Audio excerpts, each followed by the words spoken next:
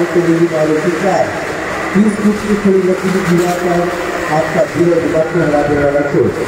पिताजी और अपने परिवार के साथ देखिए वेल ऑस्कर मैंने चलाएगी बाइक और साथ में चलेगी मारुति कार।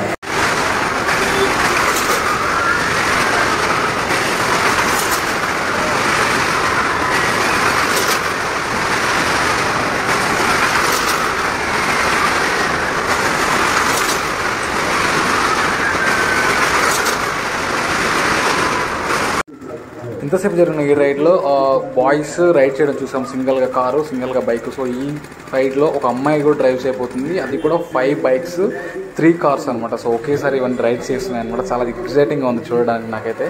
సో చూడాలి ఎలా ఉంటుందో.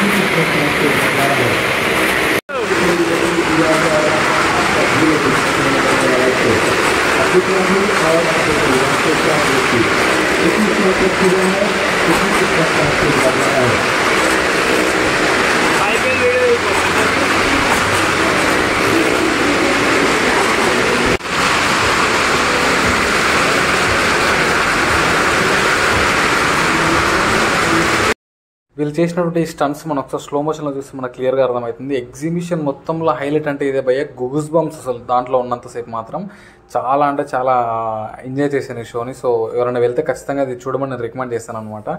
సో వీళ్ళు చేసిన దాంట్లో కార్లలో హైలైట్ షో ఇప్పుడు లాస్ట్లో చేస్తున్నాను, ఒకసారి చూడండి అది కూడా.